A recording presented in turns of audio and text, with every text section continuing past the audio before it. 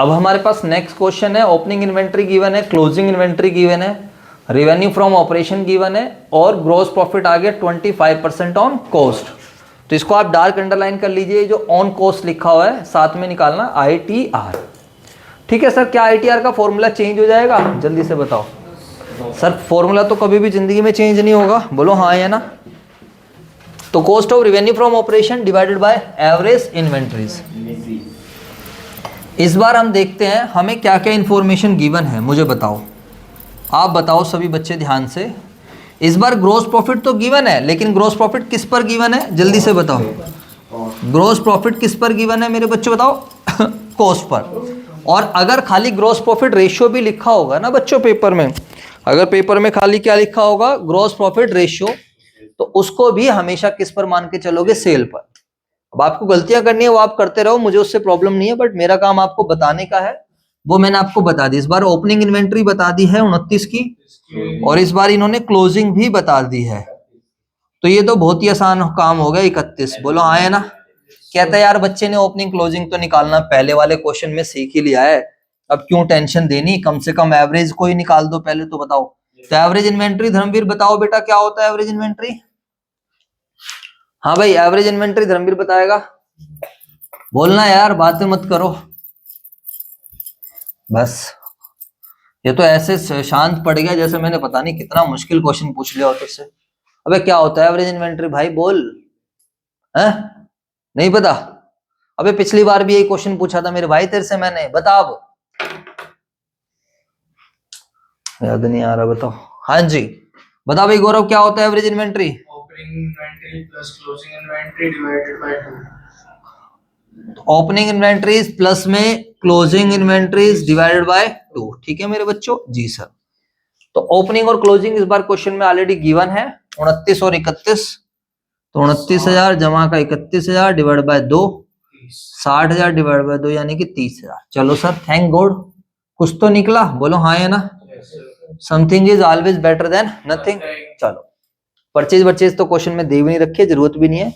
Yes, इन्होंने इस बार क्या दिया है मेरे बच्चों बताओ? Revenue from operation, this is net cell, 3 lakh रुपए का है। और क्वेश्चन ने साफ साफ बोला है, क्या बोला है? Gross profit on cost. यही वाला एक पॉइंट आपका बहुत अच्छा है, जो कि बहुत अच्छा क्वेश्चन बना देगा। इसको मैंने बोला डार्क अंडरलाइन कर लीजिए। और कितने परसेंट है ये? 25%। ठीक है सर, तो अगर हम डिस्कशन करते हैं तो अब हम क्या बोलेंगे बच्चों बताओ। अब ऐसे केस में आप क्या कर सकते हो? हमें चाहिए COGS। क्या चाहिए? COGS। तो हिंट तो हमें पता चल रहा है, हिंट तो हम समझ पा रहे हैं कि यार नेट सेल दे रखी है, ग्रॉस प्रॉफिट रेशियो दे रखा है। तो हिंट तो भी नो कि COGS कौन से तरीके से निकलने वाला है बताओ।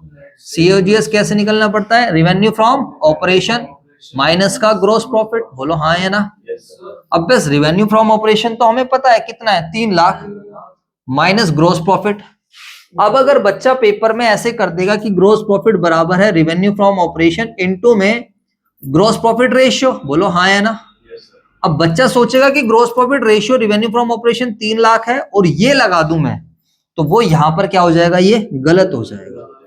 समझ आई बात या नहीं? क्योंकि ग्रॉस प्रॉफिट रेशियो ये जो होता है ना, ये क्या होता है? This is gross profit on sales. बोलो। और ये क्या है? 25% क्या है? This is gross profit on cost. तो मैं इसको मल्टीप्लाई नहीं कर सकता। या तो ये कॉस्ट होती तो फिर निकल जाता, बोलो हाँ या ना। कॉस्ट को, अगर कॉस्ट गिवन है तो कॉस्ट के साथ रिलेशन ऑफ कॉस्ट को मल्टीप्लाई करूंगा। सेल गिवन है तो सेल के साथ रिलेशन ऑफ सेल को क्या करूंगा? मल्टीप्लाई करूंगा। समझ आई बात या नहीं? अब आप क्या करोगे जल्दी से बताओ सारे बच्चे। इस केस में आप क्या करोगे सर? कैसे कर सकते हैं आप ही बता दो सर। अब याद करो आप लोग, अगर मैं बोलूं ग्रोस प्रॉफिट ऑन कॉस्ट है इज इक्वल्स टू 25%, तो इसको मैं अगर थोड़ा सा एनालाइज करूं तो इसका मतलब क्या होगा? जल्दी से बताओ। 11th में भी मैंने आपको ये समझाया था। ऑन कॉस्ट पर क्या रिलेशन है? जल्दी से बताओ। ग्रोस प्रॉफिट ऑन कॉस्ट बराबर 25/100 यानी कि 1/4। इसका मतलब है 4 की कॉस्ट पर, इसका मतलब क्या है? 4 की कॉस्ट पर 1 का ग्रोस प्रॉफिट। याद करो अपनी 11th क्लास, याद रखना। तो मैं ये कह सकता हूं एक chart, relation of gross profit. Gross profit का relation on cost, on cost क्या है? 1/4। तो 4 की कॉस्ट पर 1 का प्रॉफिट। इसी रिलेशन को I can convert into sale, इसी रिलेशन को मैं किस में कन्वर्ट कर सकता हूं, सेल में। अब मैं बोलता हूं मेरा ये मार्कर को बनाने की कॉस्ट आती है 4 और मैं इसको बेचता हूं तो एक रुपए का प्रॉफिट होता है, यानी कि मैं मार्कर को कितने में बेच रहा हूं, 5 रुपए में। कितने बेच रहा हूं मैं, 5 में। अगर आपको इसी रिलेशन को, जो रिलेशन कॉस्ट पे है, in case you have to convert this relation into sales, तो क्या करना पड़ेगा बताओ। प्रॉफिट तो क्या रहेगा, सेम ही रहेगा ना, 1 का प्रॉफिट तो क्या रहेगा, सेम रहेगा, लेकिन सेल वैल्यू क्या हो जाएगी, 5 हो जाएगी। सेल बड़ी होती है, सेल क्या होती है, बड़ी, तो 1 + 4 हो जाएगा 5, यानी कि यू कैन से 5 की सेल में 1 का क्या है, प्रॉफिट है। समझ आई बात या नहीं?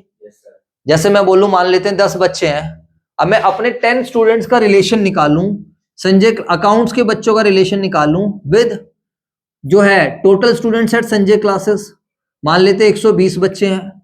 समझ में आई बात है नहीं?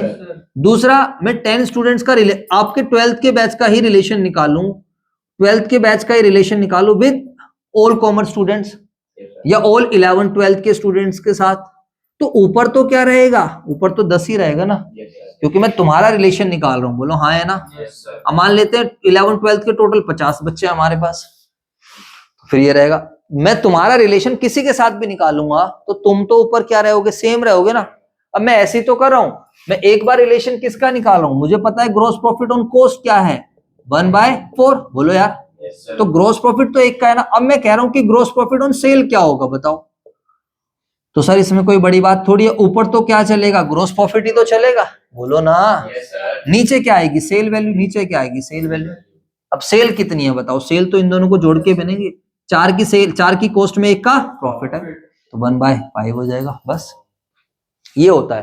तो आप इसको एक टेबल से भी समझ सकते हो।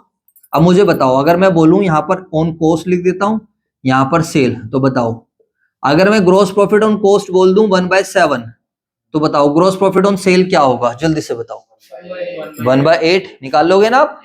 अगर मैं बोल दूं gross profit on sale, gross profit on cost क्या है, 1/7, तो what will be the gross profit on sale, 1/8। समझ आया नहीं है? अब मैं बोल दूं, यहां पर बोल दूं 2/7, बताओ। पहले इसको रीड करो, और मैंने ये दे दिया, ये निकालो।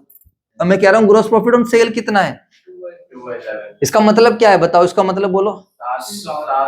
7 की सेल पर, 7 की सेल पर 2 का प्रॉफिट। अब मुझे इसको कॉस्ट पे निकालना होगा तो क्या होगा, 2/5, क्योंकि प्रॉफिट तो क्या रहने वाला है, सेम।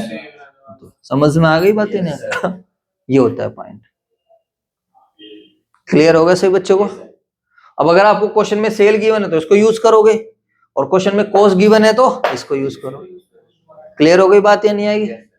अरे बोल दो। तो हमारे क्वेश्चन में क्या गिवन था, ग्रॉस प्रॉफिट ऑन कॉस्ट, यानी कि 1/4। अब इससे मैंने क्या निकाल लिया, सेल।